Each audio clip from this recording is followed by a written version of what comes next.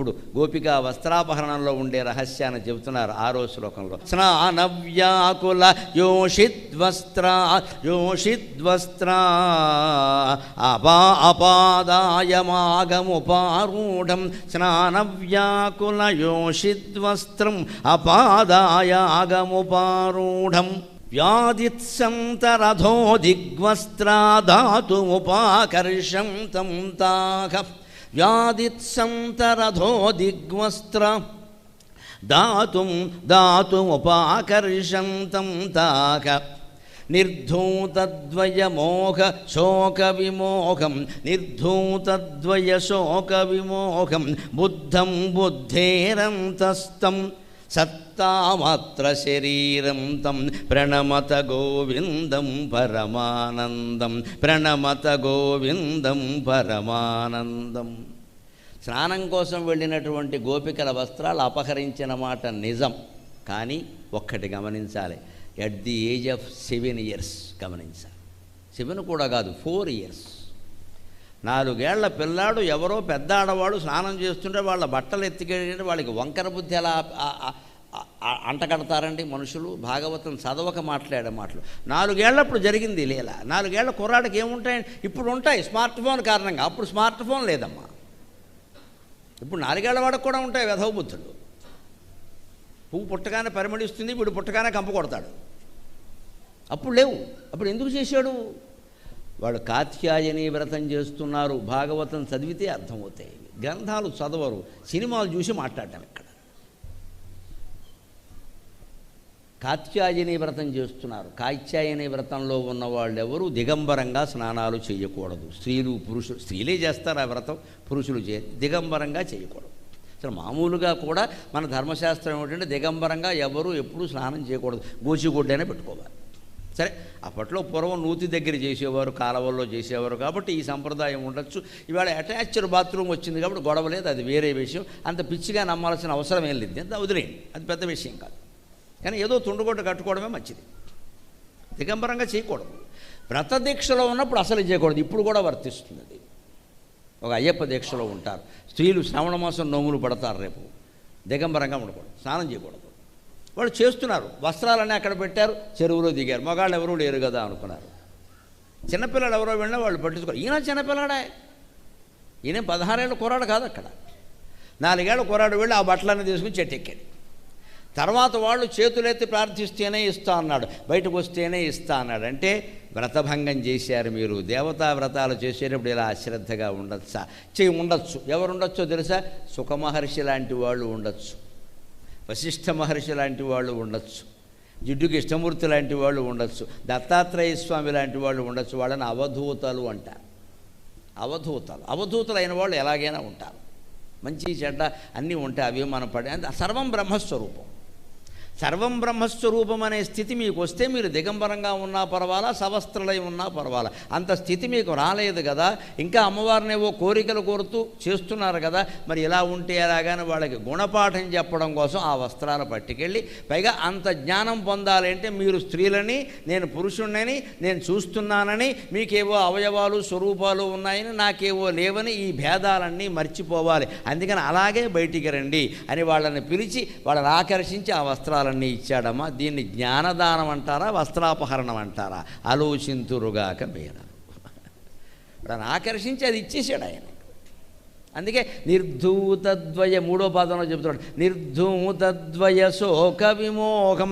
అన్ని రకాల ద్వయాలు, లాభ నష్టాలు, సుఖ దుఃఖాలు, అన్ని రకాల శీతోష్ణాలు, అన్ని రకాల ద్వయాలు, ద్వంద్వాలన్నీ వదిలేశాడు. శోకం విమోహం కూడా వదిలేశాడు. అలాంటి స్థితిలో ఉన్నటువంటి కృష్ణ పరమాత్మని మనం ధ్యానం చెయ్యాలి.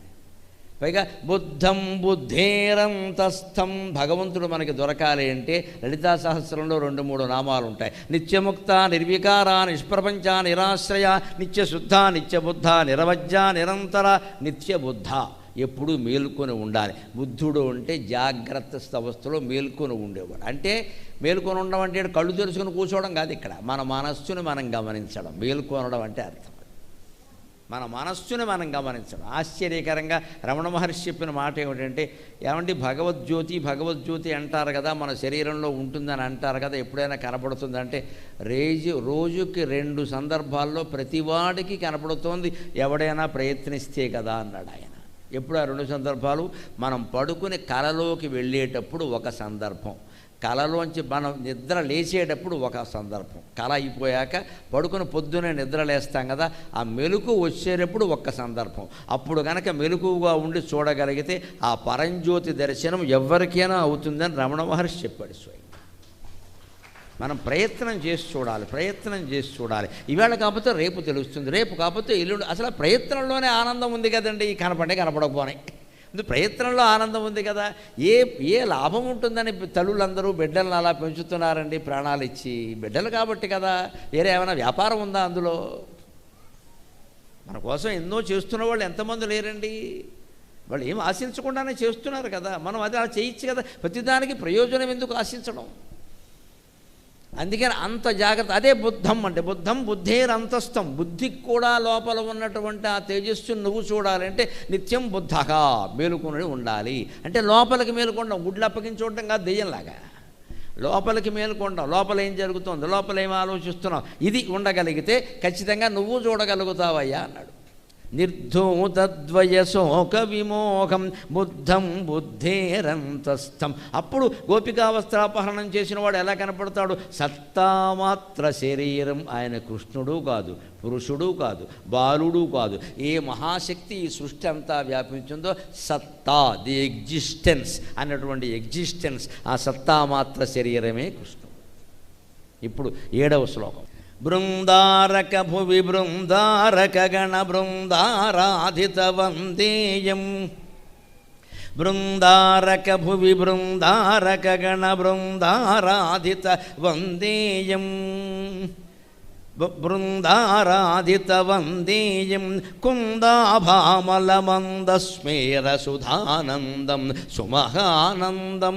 వంద్యాశేష మహాముని మానస వంద్యాశేష మహాముని మానస వంద్యానంద పదద్వంద్వం వంద్యాశేష గుణాబ్ధిం ప్రణమత గోవిందం పరమానందం. వంద్యాశేష గుణాబ్ధిం ప్రణమత పరమానందం గోవిందం. బృందారక దేవతలు, భువి బృందారక భూమి మీద ఉండే దేవతలు బ్రాహ్మణులు. ఆ వారు ఎక్కడుంటే అక్కడ కృష్ణుడు ఉంటాడట. రాజసూయాగం జరుగుతూ ఉంటే ధర్మరాజు చేస్తుంటే అందరికీ తలో బాధ్యత అప్పగించట. నువ్వేదో ఈ పని చేయి, నువ్వేదో ఈ పని చేయని. కృష్ణుడు వచ్చి నాకేమీ చెప్పబోయేమిటాయా, నాకేం బాధ్యత ఇస్తావంటే, నువ్వు దేవదేవుడివి అవతార పురుషుడు, నీకు నేను అప్పగిస్తానంటే ఒక్క పని చేయి, యజ్ఞం చేసి ఋత్విక్కులు ఉన్నారు కదా, ఆ ఋత్విక్కులు అన్నం తిన్న తర్వాత వాళ్ళ విస్తళ్ళు తీసే బాధ్యత నాకు ఇమ్మన్నట్టమ్మా కృష్ణ పరమాత్మ. వేద పండితులు ఋత్విక్కుల యొక్క విస్తళ్ళు తీస్తే అంత పుణ్యం, అది పరమాత్మ చేశాడు ఆ పని. మనం వాళ్ళతో పోటీలు పడకూడదు. వేద పండితులు కనపడ్డాడంటే నమస్కారం అంతే, ఇక మాట్లాడద్దు. అక్కడ వాళ్ళ ధర్మంలో వాళ్ళు ఏమైనా లోపం చేస్తే వాళ్ళ కర్మ, మనం విమర్శించద్దు. వేదం అంటే అంత గొప్పది. కృష్ణుడు ఏం కోరాడు అంటే, ఋత్విక్కులు ఉంటారు కదా, రాజసూయాగంలో 100 మంది ఉంటారు కదా, వాళ్ళు భోజనాలు చేస్తారు కదా, ఆ విస్తళ్ళు తీసే అవకాశం నాకు ఏంటంటే, అయ్యో నేను ఇచ్చేది ఏమిటి, అది వాళ్ళ అదృష్టం కాదు, నా అదృష్టమే అన్నట్టు. వేదం అంటే అంత గౌరవం, బ్రాహ్మణులు అంటే అంత గౌరవం, ఋత్విక్కులు అంటే అంత గౌరవం సాక్షాత్ కృష్ణ పరమాత్మకి. అందుకని భువి బృందారక, భూమి మీద దేవతలు ఋత్విక్కులు, యజ్ఞాలు చేయించేవారు, మహానుభావులు, బ్రాహ్మణులైన వారు. వాళ్ళందరూ ఈయన్ని సేవిస్తారు. వీళ్ళందరూ ఎందుకని ఇంత గౌరవం ఆయనకి ఇచ్చిన వాళ్ళు ఎందుకు చేస్తారు? బ్రహ్మజ్ఞానం అంటే కృష్ణజ్ఞానమే కదా, అంతకంటే ఉంది. వంద్యారాధిత వందేయం, వాళ్ళ చేత నమస్కరింపబడతాడు. వాళ్ళు వందే వందే వందే అని ప్రార్థనలు చేస్తారు వాళ్ళు. అంతేకాదు, కుందాభామల మందస్మేర సుధానందం సుమహానందం. ఆయన నవ్వితే ఎలా ఉంటుందంటే మొల్ల మొగ్గ విచ్చుకున్నట్టుగా ఉంటుంది, అంత నిర్మలంగా ఉంటుంది. మనం అలవాటు చేసుకోవాలి నవ్వడం. బలవంతంగానైనా రోజుకో 10 సార్లు నవ్వండి, జీవితాలు బాగుంటాయి. ఈ మధ్య పేపర్లో ఒక వార్త చూసి ఆశ్చర్యపోయా. జపాన్లో పార్లమెంటులో ఓ చట్టం చేశారట, మనుషులు రోజుకోసారైనా నవ్వాలి అని. ఇక్కడ నవ్వేవాళ్ళు లేడు, అన్నీ ఏడుపు మొహాలే. పైగా ఈ జపాన్ మొహాలు చైనా మొహాలు ఎలా ఉంటే వాడు ఏడిచాడో నవ్వాడో కూడా మనకు తెలియదు. అన్ని ఫీలింగ్స్ ఒక్కలాగే ఉంటాయి. జపాన్లో చట్టం చేశారు, పేపర్లో వచ్చింది, రోజుకు ఒక్కసారైనా నవ్వాలంటే దాని మీద జోక్ వచ్చింది పత్రికలో. ఏమిటో తెలుసా, ఒక మొగుడు అంటున్నాడు భార్యతో, ఇప్పటికిప్పుడు నవ్వమంటే ఎలా వస్తుంది, కనీసం పెళ్ళైన వాళ్ళకైనా దీని నుంచి మినహాయింపు ఇవ్వాలన్నాడు. అంటే పెళ్ళైన వాడు జీవితంలో నవ్వడం అనమాట. ఇంకా ఇప్పటికిప్పుడు నవ్వమంటే ఎక్కడి నుంచి నవ్వుతాం, కనీసం పెళ్ళైన వాళ్ళకైనా దీని నుంచి కొంచెం మినహాయింపు ఇవ్వాలి, చట్టం సవరించాలి. సంసారంలో పడి వాడు ఏడుస్తుంటే నవ్వమంటావు ఇక్కడ, పైగా చట్టం పెడతావు ఇక్కడ, చట్టాలు పెడితే నవ్వుతారండి. ఆ నవ్వు నిరంతరం మన అధరాల మీద సుధానాట్యం చేయడానికే శంకరాచార్య 72 స్తోత్రాలు రచించారమ్మా. 72 స్తోత్రాలు. మీకు ఎప్పుడైనా విషాదం బాధ అంటే వేరే ఎవరికి ఫోన్ చేయకండి, చెప్పకండి, డల్గా ఉండకండి. అసలు శుభ్రంగా స్నానం చేసి మీకు ఇష్టమైన వస్త్రాలు కట్టుకుని హాల్లో కూర్చుని ఫ్యాన్ 5లో పెట్టేసి లెగ్గేసి శంకరాచార్య స్తోత్రం చదువుకోండమ్మా. మీ దుఃఖం పోకపోతే నాది పూచి లెగ్ అంతే. ఇలాగా ఎవడన్నా వస్తే పో, ఏడు మొహాలు వేసి కూర్చోద్ది. ఇక్కడ భగవంతుడు ఉన్నాడు మన బాధలు వినడానికి. ఇప్పుడు ఫోన్లో ఎవడికో చెప్పడం ఎందుకు వచ్చిన గొడవ అండి, వాడు వింటాడా, ఏదో ప్రచారం చేస్తాడు. ఇక్కడ ఏడు మొహాలు అదే బట్టలతో ఉండడం, స్నానం చేయకపోవడం, దరిద్రం అంటే ఇదే. నువ్వు స్నానం చేయి, శుభ్రంగా నీకు ఇష్టమైన చీర కట్టుకో, నీకు ఇష్టమైన బట్టలు కట్టుకో, హాల్లో కూర్చో, ఫ్యాన్ 5లో పెట్టేయి, చుట్టూ ఉంటే ఎగురుతుంది, లేకపోతే ఎగరదు, గొడవ లేదు. ఆ సుఖం కూడా ఉంది. చదువుకో, ఇటువంటి స్తోత్రం చదువుకో. నవ్వు వద్దన్నా వస్తుందండి, వద్దన్నా మీకు అర్థం కూడా తెలియక్కల. శంకరాచార్య స్తోత్రాలు అలా అర్థం కూడా తెలియక్కల. భజగోవిందం అంటే అర్థం ఏంటి, చదివితే చాలు. అంటే మన దేశంలో ఉండే ఒక అదృష్టం ఏంటంటే శంకరాచార్య, రామానుజాచార్య, మధ్వాచార్య లాంటి మహానుభావులు, మహాకవులు, మహాపండితులు, మహాగాయకులు మనకి స్తోత్రాలు రాసి అందించారు. అవి చదువుకోవాలి. మన ఇలా నవ్వమని చట్టాలు చేయాల్సిన అవసరం మన దగ్గర రాదండి. అసలు అవసరం లేదు, అందరూ నవ్వుతూనే ఉంటారు. అక్కడ ఆ దిక్కుమాలిన దేశాల్లో ఇటువంటివన్నీ ఎందుకంటే ఎప్పుడు ఏదో పేడ మొహాలే ఏమిటో గోడ మొహాలు ఎలా ఉంటాయి, అందులో ఏ ఫీలింగ్ ఉందో తెలియదు. అందుకే జపాన్లో ఇంకో మాట ఉంది, సరదాగా కూడా చెప్పుంది, జపాన్లో ఎవరు విడాకులు తీసుకోవట, ఎందుకంటే అన్ని మొహాలు ఒకలాగే ఉంటాయి కదా అన్నట్టు. విడాకులు లేవు, విడాకులు ఏ ఆకులైనా ఒకటే, అది ఇదే మొహం వదిలే. అదే మన దగ్గర చూడండి విచిత్రంగా ఇంటింటికి మొహాలు మారిపోతాయండి. అయ్యో బాబు, కవల పిల్లలుగా ఉన్న అప్పా చెల్లెళ్ళు కూడా మీరు దగ్గరగా చూస్తే భేదం కనపడుతుంది.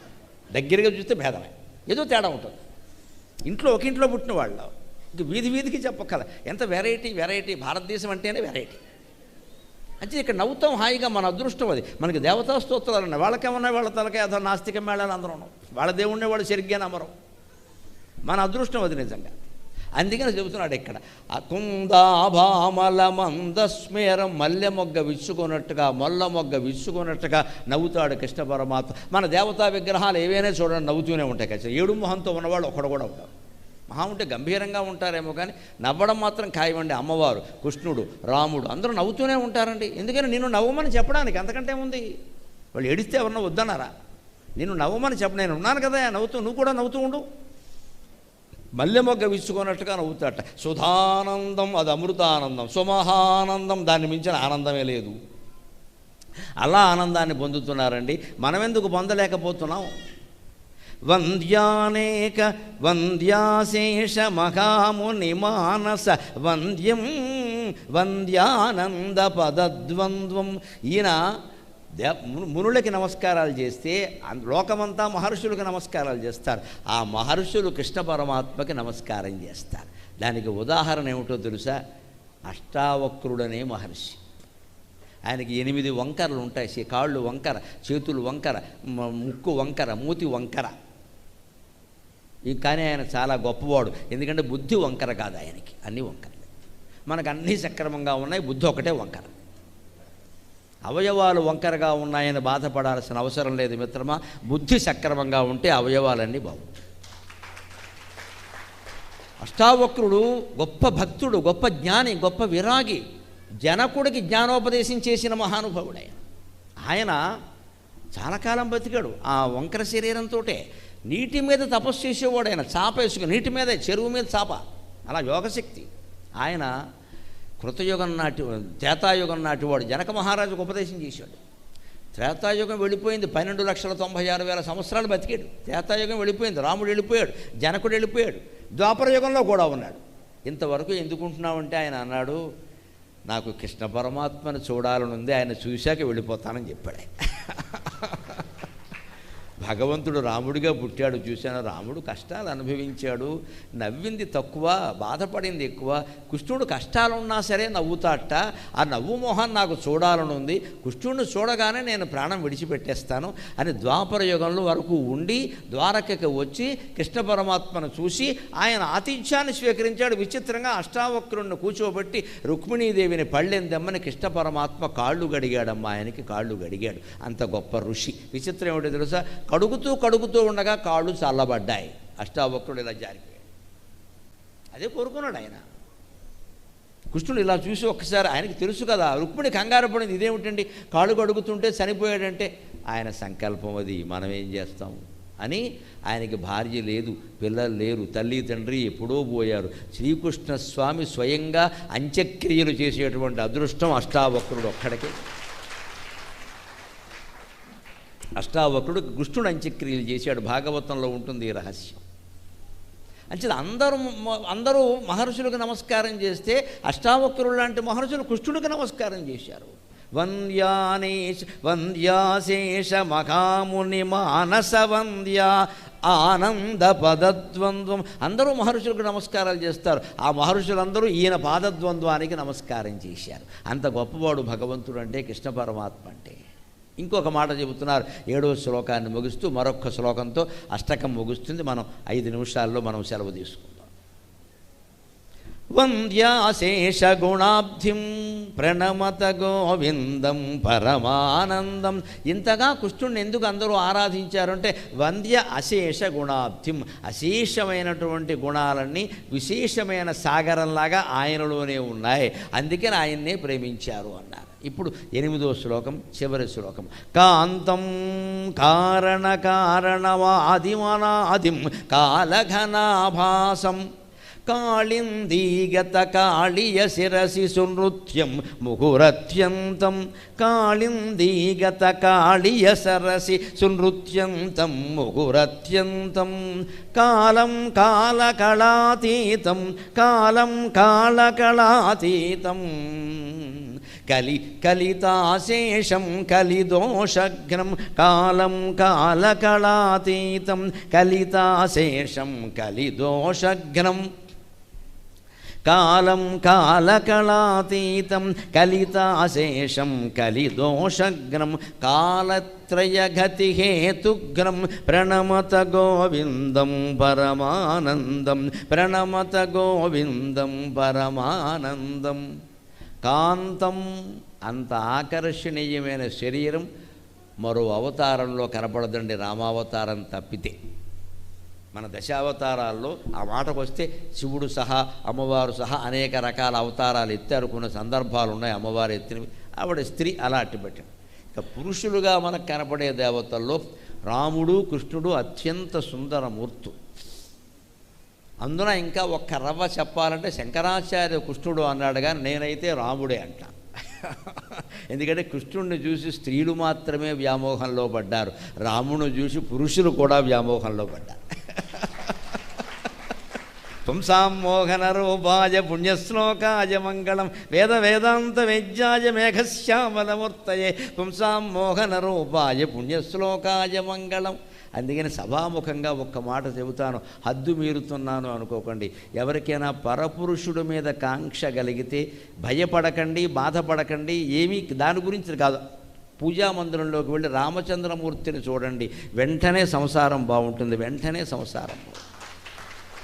ఎవరికైనా పరస్త్రీ మీద లేని ఆకర్షణ కలిగితే వెంటనే పూజా మందిరంలోకి వెళ్ళి లలితా పరాభట్టారిక శ్రీమాతా శ్రీ మహారాజ్ఞి శ్రీమత్ సింహాసనేశ్వరి, అందంలో ఆవిడ్ని మించిన వారు లేరు, ఆవిడ సౌందర్య లహరి. పురుషులు అమ్మవారి ముఖం కేసి చూడండి, మీరు ఊహిస్తున్న స్త్రీని ఆవిడగా భావించండి, వెంటనే మాతృభావన కలుగుతుంది, సంసారాలు బాగుంటాయి, దాంపత్య ధర్మాలు బాగుంటాయి. మానవ మనస్సు సహజ దిక్కుమాలిన మనస్సు ఇది. యథవాకర్షణలు కలుగుతున్నామండి. చెప్పాం కదా ఈవేళ కథలో హత్యలే జరుగుతున్నాయండి. దీని గురించి ఏముందో తెలియదు ఇక్కడ. దాన్ని అడ్డుకోవచ్చు, నిగ్రహించుకోవచ్చు, ప్రమాదం లేదు. దూకెక్కలేదు ఇక్కడ. ఎవరి మీద పిచ్చి కోరిక కలగానే SMS పంపేయకూడదు, కొంపలు అంటుకుపోతాయి. కాసాపు లోపలికెళ్ళు, పూజా మందిరంలోకి వెళ్ళు, అమ్మవారి ముఖం చూడు. ఈ బోడు ముఖం అంతకంటే అందంగా ఉందా ఇక్కడ? ఏదో ఇంత చేసి మేకప్ అయిపోతే ఏమి లేదు, మేకప్ వేసినా ఏం లేదు ఇక్కడ. మేకప్ అంటే మేకప్ రంగులేస్తారేటండి. We should make up our own life, that is makeup. You make your selfs up. Makeup అంటే ఏంటండి? You make your selfs up. నువ్వు ఉన్నతులుగా తీర్చిదిద్దుకోవడం మేకప్, కానీ ముక్కుకో రంగు మూతికో రంగు వేయడం మేకప్ కాదండి. ఇక్కడ నువ్వు ఎన్ని రంగులు వేసినా ఇది ఉండదు. జుట్టుకు రంగు వేస్తున్నావంటే వేదాంతం ఇంత కూడా మనకు అర్థం కాలేదని అర్థం. అంతే. మీకు బాధ కలిగిన ఇదే మాట. వేదాంతం అర్థమైతే జుట్టుకు రంగు వేయకూడదు. ఎలా ఉంటే అలాగే ఉంటుంది. ఉంటే ఉంటుంది, పోతే పోతుంది. ఎలా లేస్తావు ఈ రంగు? పైగా రంగు వేసేమని తెలిసిపోయింది, వేసింది మీ ఆవిడే, తెలిసిపోయింది. ఇక్కడ కొంచెంప్పుడు పాముతారు కదా. ఎందుకు ఈ ప్రదర్శన? ఎవరి కోసం? ఇంకా ఎవరిని ఆకట్టుకుందామని. ఒక్కసారి పూజామందిరంలోకి వెళ్ళి అమ్మవారి ముఖ సౌందర్యాన్ని చూస్తే ఈ బోడి వెధవల కింద కనపడతారు వీళ్ళందరూ ఇక్కడ. అలాగే రామచంద్రమూర్తి ముఖం చూస్తే అంతా పనికిమాలిన గ్యాంగే ఇక్కడ. ఏ పురుషుడు అందంగా ఉంటాడండి రామచంద్రమూర్తి కంటే? అలాగ మన దేవతల రూపాలు ఎందుకు అందంగా ఉంటాయి అంటే మనకి వెధవాకర్షణ లేకుండా చెయ్యడానికి, మన మనస్సుని మరల్చుకోవడానికి అటువంటి ప్రయత్నం చేయాలి ఖచ్చితంగా. అందుకే కాంతం అన్నాడు ఇక్కడ శంకరాచార్య. కారణం, అన్నిటికీ కారణం. ఇది కారణం, ఇది కారణం, అది కారణం అంటారు కదా. ఆ కారణానికి కూడా కారణమైన వాడే పరమాత్మ. ఎందుకంటే మూల కారణానికి మళ్ళీ కారణం ఉండకూడదు. మరి అలా ఉంటే ఇంకా అవస్థాభేదం, అనవస్థా దోషం అంటారు. అన్నిటికీ మూల కారణానికి ఎప్పుడు మూల కారణం ఉంటే అది మూల కారణం ఎలా అవుతుంది? అన్నిటికీ మూల కారణం ఎవరంటే పరమాత్మ. ఆదిం అనాదిం. సృష్టి ప్రకారం చూస్తే ఆయన ఆది, నిజంగా నిర్గుణ స్వరూపంగా చూస్తే అనాది. కాలఘనాభాసం. ఆయనే ద్వాపరయుగంలో యమునా నదీ తీరంలో నల్లటి మేఘం రూపంలో కృష్ణుడుగా అవతరించాడు. కాళిందీగత కాళియ శిరసి సునృత్యంతం ముహురత్యంతం. కాళింది నదిలో, యమునా నదిలో ఉండే ఒక మడుగులో ఉండే కాళీయుని శిరస్సు మీద ఎలా నాట్యం చేశాడో అందరికీ తెలుసు. సునృత్యంతం ముహురత్యంతం. వాడి ప్రాణాలు పోయి వాళ్ళ భార్యలు వచ్చి కాళ్ళ మీద పడే వరకు నాట్యం చేస్తూనే ఉన్నాడు ఆయన. అలాగా మన మనస్సులో ఉండే దుష్టాలోచనలనే పావుల పడగల మీద శ్రీకృష్ణస్వామి నాట్యం చేయాలి అంటే గోవిందాష్టకాన్ని మనమంతా పఠించాలి. కాలం కాలకళాతీతం. కాలస్వరూపుడు ఆయనే. కాలకళాతీతం. ఒక్కొక్క కాలంలో ఒక్కొక్క కళ ఒక్కొక్కరిలో రహిస్తుంది. చంద్రుణ్ణి చూడండి, పాడ్యమనాడు ఒకలా ఉంటాడు, పొన్నమనాడు ఒకలా ఉంటాడు. ఇదే కాలకళ. వీటికి అతీతమైనది భగవత్ శక్తి. వీటికి అతీతమైనది. చంద్రుల్లో 15 కళలు ఉంటాయి, 16వ కళ ఉండదు. అది ఎక్కడ ఉంటుందండి? నిత్యా షోడశికారూప శ్రీకంఠార్థ శరీరిణి. అమ్మవారి శరీరం మీద లలితాదేవి శిరస్సు మీద ఉండే చంద్రకళ ఉందే, అది 16వ కళ. అది నిత్యా. ఈ చంద్రుడు ఈ 15 కళలు అయిపోయి నీరసించిపోయాక అక్కడి నుంచి మొత్తం వాటర్ పైనుంచి కిందికి దించుకున్నట్టుగా శక్తి తెచ్చుకుంటాడు. లేకపోతే చంద్రుడు బతికే అవకాశం లేదు. నిత్యా షోడశికారూప, నిత్యా కళ దాని పేరు. అది 16వ కళ. ఆ కళావుడికి ఎలా వచ్చిందంటే శ్రీకంఠ అర్ధశరీరిణి. విశ్వమంతా ఒకటే, పురుషుడు ప్రకృతి, శివుడు పార్వతి, విష్ణువు లక్ష్మి, కృష్ణుడు రుక్మిణి, రాముడు సీత. అంతే. నీ భార్య నువ్వు, నీ భర్త నువ్వు. అది ఒకటే, ఇది ఒకటే. ఇప్పుడు స్త్రీ పురుషులే ఉన్నారు, ప్రకృతి పురుషులే ఉన్నారు ఇక్కడ. కాలం కాలకళాతీతం. కలిదోషఘ్నం. కలికాలంలో ఉండే దోషాలన్నీ పోగొడతాడు. కలితాశేషం. మొత్తం అంతా ఆయనే నిండి ఉన్నాడు. అటువంటి భగవంతుణ్ణే మనం ఆరాధన చెయ్యాలి. కాలత్రయ గతి హేతుఘ్నం. భూతకాలం, భవిష్యత్ కాలం, వర్తమాన కాలం. ఏదో సమస్య వస్తుందని భయపడతాం. లేదా మన దిక్కుమాలిన మనస్సు ఎప్పుడో 10 ఏళ్ల క్రితం వచ్చిన కష్టాన్ని గుర్తు తెచ్చుకుని మళ్ళీ బాధపడుతూ ఉంటారు కొందరు. పెద్ద సేన అంటారు, అయిపోయింది కదా వదిలేయచ్చు కదా. వదలరండి. అప్పుడు ఏం జరిగిందంటే, ఎందుకు గుద్దుకోవడం? ఇక్కడ అయిపోయింది కదా. మనకి బీపీ వచ్చింది కానీ ఏమైనా జరిగిందా? అసలు ఆ 2 ఎకరాలు ఇప్పుడు ఉంటేనా? అమ్మేసావు కదా, అయిపోయింది కదా, ఎందుకు గొడవ? ఈ గతాన్ని గురించి బాధపడమే వ్యధవాలోచన, భవిష్యత్తుల గురించి భయపడడం అంతకంటే వ్యధవాలోచన. ఈ 2 వదిలేసి వర్తమానం మీద మన దృష్టి పెడితే అదే గోవిందాష్టకం, అదే గోవిందాష్టకం. మొత్తం భాగవతంలో కృష్ణుడిని పరిశీలించండి అమ్మా, మీరు వ్యాసభారతం కాదు, ఈ భాగవతం కాదు, ఏది చదివినా అర్థమవుతుంది.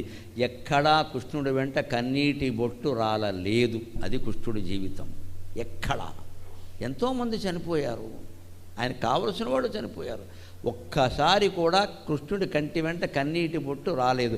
రాముడు దొర్లి ఏడ్చిన సందర్భాలు ఉన్నాయి, కృష్ణుడు అలా ఏడవడం. కృష్ణుడి ప్రత్యేకతే అది. శ్రీకృష్ణస్తు భగవాన్ స్వయం అన్నారు, అందుకని స్వయంగా భగవంతుడు ఆయన నిర్గుణ అతీతమైన స్వరూపం. అది భాగవతం చదివితే అర్థమవుతుంది. అటువంటి వాడిని కృష్ణుడిని మనం ఆరాధిస్తే కాలత్రయ గతి హేతుగ్నం భూత భవిష్యద్వర్తమానాల గమనాన్నంతా ఆయన నిర్ధారించి నియంత్రించి మనకి పూర్తిగా చేతిలో తెచ్చి పెడతాడు ఖచ్చితంగా. అటువంటి గోవిందాష్టకం మీ జీవితంలో అద్భుతమైనటువంటి చైతన్యాన్ని, ఆధ్యాత్మిక చైతన్యాన్ని నింపాలని ఆశిస్తూ సెలవు.